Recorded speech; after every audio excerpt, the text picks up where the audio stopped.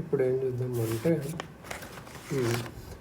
RBI యొక్క గురించి కొంచెం మిస్లేనియస్ కాన్సెప్ట్స్ చూద్దాము. RBI dividend, RBI income source ఏమేమి ఉంటాయి అంటే interest on government securities that are not sold in open market operations, interest on foreign government securities, sovereign bonds, interest on loans given to other banks, revaluation of foreign currency and gold in RBI reserves, profits from printing money. ఎలా వస్తుందంటే face value ఎక్కువ ఉంటుంది, intrinsic penalties imposed ఉండే ర్యాంట్ banks, ఇవన్నీ income side. So మరి RBI ఏమైనా fund ఇస్తుంటే స్టాఫ్ రిక్వైర్మెంట్ ఫండ్కి, రిటైర్మెంట్ ఫండ్కి, ప్రొవిజన్ ఫర్ బ్యాడ్ లోన్స్కి, డిప్రిషియేషన్ ఇన్ అసెట్స్కి, కంటింజెన్సీకి ఏదైనా ఎమర్జెన్సీ ఉంటే రిజర్వ్స్, కంటింజెన్సీ రిజర్వ్స్కి, రిజర్వ్స్ ఫర్ ఎక్స్చేంజ్ రేట్ స్టెబిలిటీకి,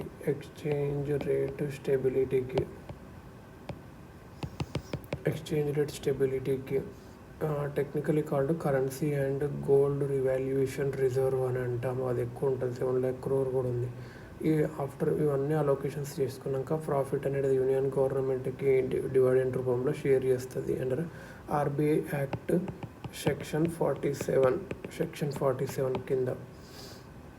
మరి ఆర్బీఐస్ బిమల్ జలన్ ప్యానెల్ ఏం చెప్పిందంటే, RBI governor Urjit panel 50,000 crore dividend ఇచ్చాడు గవర్నమెంట్కి. కానీ గవర్నమెంట్కి 3.6 lakh crore కావాలి 2017లో.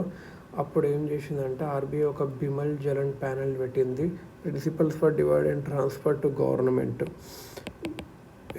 Bumble Jalan panel RBI board Bimal Jalan రిపోర్ట్ని అప్రూవ్ చేసింది, నామ్స్ అప్డేట్ చేసింది. RBI will able to transfer more dividend on surplus to government.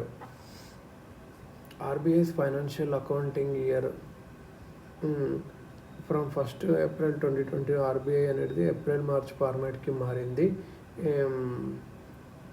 ఎందుకంటే 1st January to December ఉండే, తర్వాత అది వేరే ఉండే, ఫస్ట్ ఇప్పుడు April to Marchకి మారింది అన్నట్టు.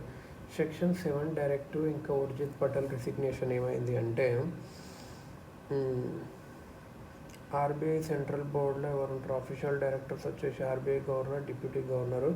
నాన్ అఫీషియల్ డైరెక్టర్స్ వచ్చేసి government officials 2 directors nominated by government 10, 4 directors from RBI's local boards. RBI ఏముంటుంది, హయ్యర్ డివిడెంట్ ఇవ్వలేము, బెసెల్ డెడ్ లైన్ టైంని ఎక్స్చేంజ్ చేయలేము, పీసీఎఫ్ రివర్క్ని రిలాక్స్ చేయలేము, ఈజీ మనీ పాలసీ చేయము. కాకపోతే గవర్నమెంట్ ఏముంటుంది, ఉర్జిత్ భాయ్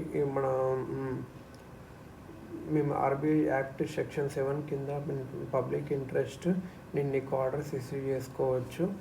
ఆర్బీఐ యాక్ట్ సెక్షన్ 7 కింద పబ్లిక్ ఇంట్రెస్ట్ కింద నువ్వు నా దగ్గర కలిసి నేను చెప్పినట్టు డిసిషన్ తీసుకోవాలని చెప్పి ఆర్బీఐకి గవర్నమెంట్ చెప్పచ్చు. అప్పుడు కూడా నువ్వు రాకపోతే, అలానే ప్రాబ్లం ఉండిపోతే ఆర్బీఐ సెంట్రల్ బోర్డ్ని నా డైరెక్టివ్స్ ఇంప్లిమెంట్ చేయమని నేను ఆర్డర్ కూడా ఇవ్వచ్చు అని అంటారు. ఇది అన్నట్టు. ఆర్బీఐ గవర్నర్ ఉర్జిత్ పటేల్ అప్పుడు యాక్సెప్ట్ చేయలేదు, గవర్నమెంట్ ఇంటర్ఫియర్ అవుతుంది, హైయర్ డివిడెండ్ అడుగుతుంది, బెసెల్ రిలాక్సేషన్ అడుగుతుంది, PCA relaxation, tight money policy చేయవద్దంటుంది. ఇంకా పంజాబ్ నేషనల్ బ్యాంక్ స్కామ్ కూడా, గవర్నమెంట్ కూడా పంజాబ్ నేషనల్ బ్యాంక్ మీరు.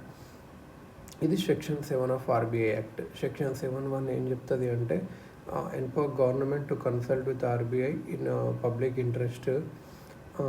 For the first time in the history of independent India, government began a Section 7(1) consultation with RBI Governor Urjit Patel on the issues of PCF reforms, Basel III deadline, higher dividend to government, cheap monetary policy.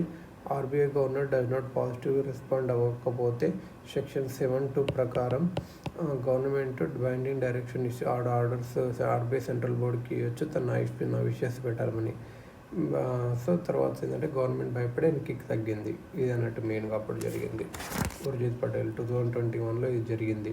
Bumble జలన్ panel అనేది అప్పుడు ఇంప్లూడ్ చేశారు, ఎంత dividend ఇవ్వాలి అని చెప్పి, అది main.